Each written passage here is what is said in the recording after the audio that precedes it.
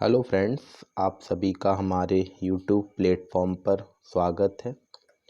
आज हम मध्य प्रदेश लोक सेवा आयोग द्वारा जो परीक्षा आयोजित की जाती है उसमें मेंस का जो एग्ज़ाम होता है उस मेंस के एग्ज़ाम का क्या पैटर्न है उसको समझने का प्रयास करेंगे। जैसा कि आपको पता है 2020 से मध्य प्रदेश का जो मेंस का पेपर है उसमें नया पैटर्न लागू किया जा रहा है। यह 2021 और 2022 में भी ऐसा ही रहने की संभावना है। इस पेपर में अगर देखा जाए तो पूरे के पूरे पेपर को लोक सेवा आयोग के द्वारा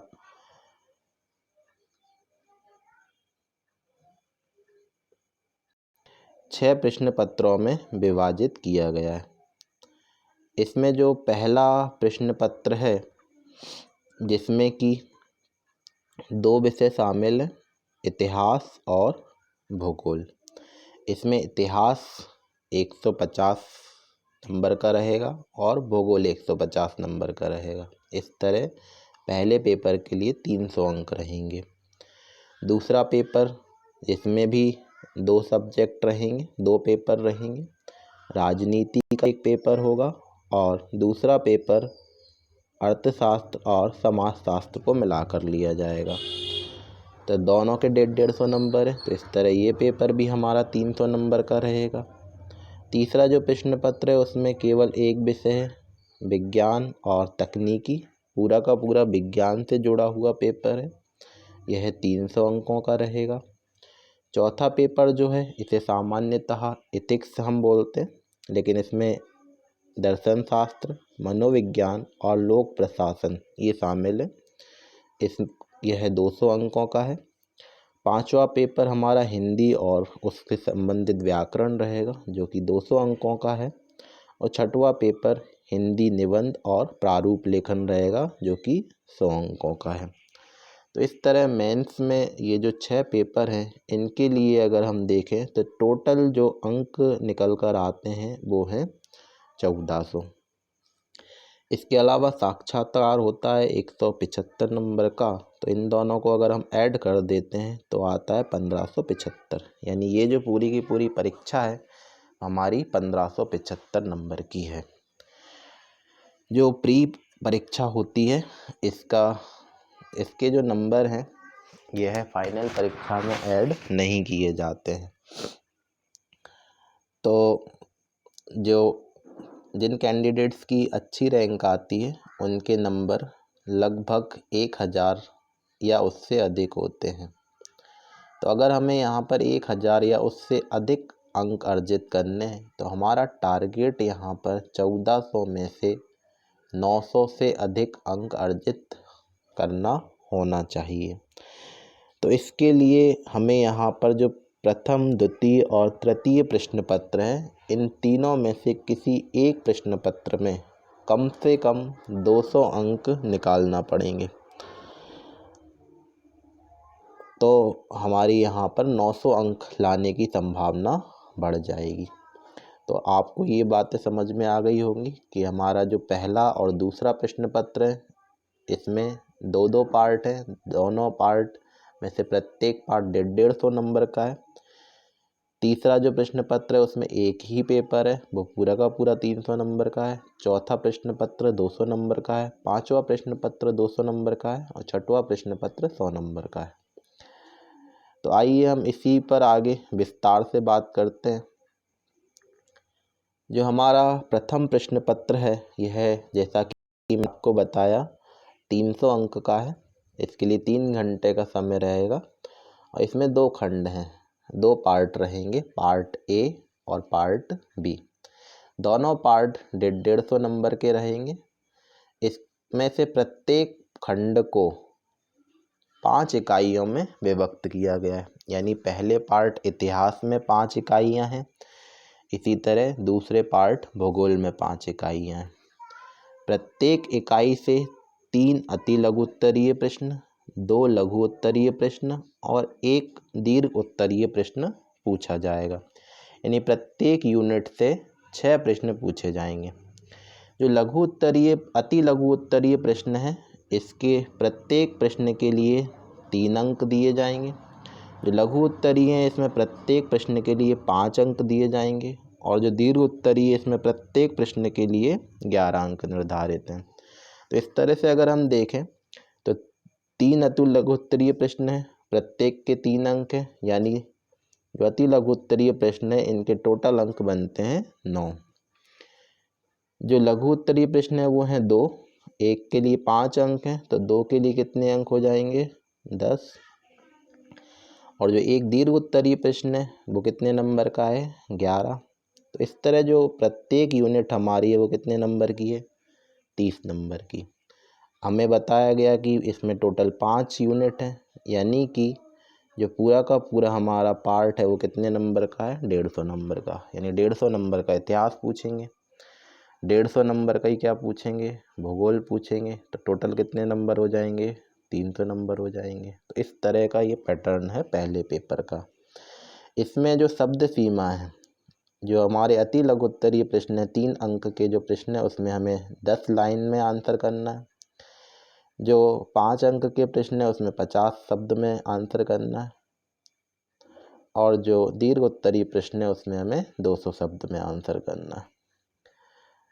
तो इस तरह ये हमारा पहला पेपर है। इसी तरह का पेपर दूसरा पेपर है, उसमें भी यही पूरा का पूरा पैटर्न है। वही दूसरा पेपर है, उसे 2 भागों में डिवाइड कर दिया। पहले यूनिट से 3 अति लघु उत्तरीय आएंगे, 2 लघु उत्तरीय आएंगे और 1 दीर्घ उत्तरीय आएगा। अति लघु के लिए 3 अंक, लघु के लिए 5 अंक और दीर्घ उत्तरीय के लिए 11 अंक। यानी प्रत्येक यूनिट कितने अंक का? 30 अंक का।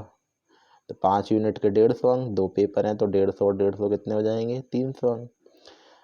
तो हमारे जो अति लघु उत्तरीय प्रश्न है उसे हम 10 शब्द में, लघु उत्तरीय को 50 शब्द में और दीर्घ उत्तरीय को 200 शब्द में आंसर करना है। अगर इसी में हम आगे देखें थर्ड प्रश्न पत्र को, जो तीसरा प्रश्न पत्र है ये विज्ञान का जुड़ा हुआ है। ये भी पैटर्न पहले दूसरे के जैसा ही है, अंतर इतना सा है इसे 2 पार्ट में डिवाइड नहीं किया गया। यानी पूरा का पूरा प्रश्न पत्र है, इसे एक ही पार्ट में, इसको क्या किया गया? 10 यूनिट में डिवाइड किया गया। पिछले में 2 पार्ट थे, दोनों को 5-5 यूनिट में डिवाइड करा था, तो इसको पूरा का पूरा 10 में डिवाइड कर दिया है। इसमें भी वही है, प्रत्येक यूनिट से लघु उत्तरीय पूछे जाएंगे 3, अति लघु उत्तरीय पूछे जाएंगे 3, लघु उत्तरीय पूछे जाएंगे 2 और दीर्घ उत्तरीय पूछा जाएगा 1। तो इस तरह इसमें भी प्रत्येक यूनिट कितने की है? 300 नंबर की है। टोटल 10 यूनिट है, तो ये प्रश्न पत्र कितने का हो जाएगा? 300 अंकों का हो जाएगा। इसमें जो शब्द सीमा है, अति लघु के लिए 10 शब्द, लघु के लिए 50 शब्द और दीर्घ उत्तरीय के लिए 200 शब्द। अगला जो प्रश्न पत्र है इसमें थोड़ा सा पैटर्न चेंज है। अभी तक हमारे जो फर्स्ट, सेकंड और थर्ड पेपर है उसमें प्रत्येक यूनिट 30-30 नंबर का है। इस पेपर में जो यूनिट है ये 40-40 नंबर की हैं। यानी इसमें भी 5 यूनिट में डिवाइड किया गया है। इसमें प्रत्येक यूनिट से 5 अति लघु उत्तरीय प्रश्न, 2 लघु उत्तरीय प्रश्न और 1 दीर्घ उत्तरीय प्रश्न पूछा जाएगा। इसमें अति लघु उत्तरीय के लिए अंक कम रखे गए हैं, 2 अंक रखे गए हैं। लघु उत्तरीय के लिए वही 5 अंक हैं और दीर्घ उत्तरीय के लिए यहाँ पे अंक ज़्यादा रखे गए हैं, 20 अंक रखे गए हैं। तो इस तरह अगर हम देखें तो 5 अति लघु उत्तरीय प्रत्येक 2 अंक का है, यानी जो नंबर यहाँ पर बनेंगे वो कितने बनेंगे? 10। 2 लघु उत्तरीय प्रत्येक 5 अंक का है, तो यहाँ पर भी 10 नंबर। 1 दीर्घ उत्तरीय प्रत्येक 20 नंबर का है, तो यहाँ पर 20 अंक। तो इस तरह जो टोटल हमारे नंबर एक यूनिट से बनेंगे वो हो जाएंगे 40। इसमें चूँकि 5 यूनिट है तो ये प्रश्न पत्र कितने नंबर का हो जाएगा? 200 नंबर का हो जाएगा। इसमें अति लघु उत्तरीय के लिए 10 शब्द हैं, लघु उत्तरीय के लिए 50 शब्द हैं और दीर्घ उत्तरीय के लिए 200 शब्द हैं।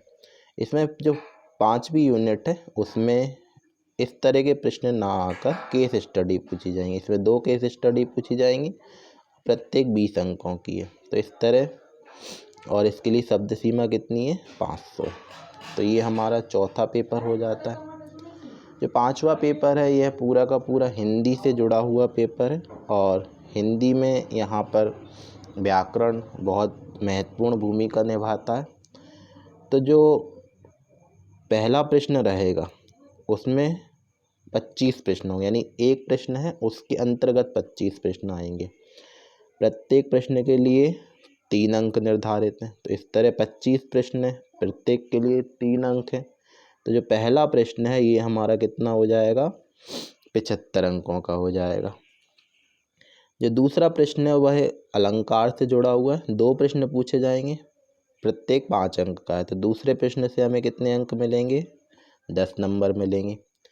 तीसरा जो प्रश्न है उसमें 2 उप प्रश्न रहेंगे, यानी एक प्रश्न के अंतर्गत 2 प्रश्न रहेंगे। एक प्रश्न में हमें हिंदी से अंग्रेजी में अनुवाद करना है जो 20 अंकों का है। दूसरे प्रश्न में हमें अंग्रेजी से हिंदी में अनुवाद करना है जो कि 15 अंकों का है। तो 20 और 15 कितना हो जाएगा 35। तो ये वाला जो प्रश्न है 35 अंक का हो जाएगा।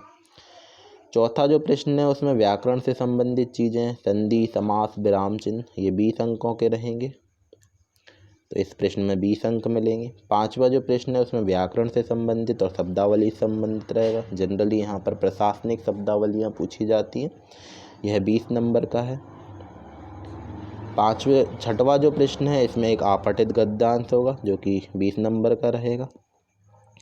7वें प्रश्न में पल्लवन है और भाव पल्लवन है, यानी कि कोई हमें सेंटेंस दिया जाएगा उसका हमें विस्तार करना है। तो ये 10 अंकों का है। और 8वां जो प्रश्न है उसमें एक गद्यांश रहेगा, उसका हमें क्या करना है संक्षेपण करना है, यानी उसको शॉर्ट में बताना है। तो ये 10 नंबर का रहेगा। तो इस तरह से ये जो पूरा का पूरा पेपर है ये हमारा कितना 200 अंकों का है। तो इसके लिए आपको हिंदी में अच्छी मेहनत करनी पड़ेगी। अगर हम 6वें प्रश्न पत्र की बात करें तो इस प्रश्न पत्र में निबंध और प्रारूप लेखन के बारे में है।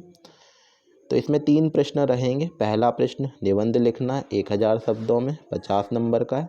दूसरा प्रश्न इसमें भी हमें निबंध लिखना है 500 शब्दों में, ये 25 नंबर का है। और तीसरा प्रश्न इसमें प्रारूप लेखन है और ये 250 शब्दों में लिखना है। प्रत्येक प्रारूप को 2 प्रारूप लिखने पड़ेंगे, तो ये 25 नंबर का है। तो 50, 25 और 25। तो इस तरह से ये जो पेपर है ये 100 अंकों का हो जाएगा। तो इस तरह ये हमारे पूरे 6 पेपर के बारे में आपको डिटेल में जानकारी दी। अगर आप इस पूरी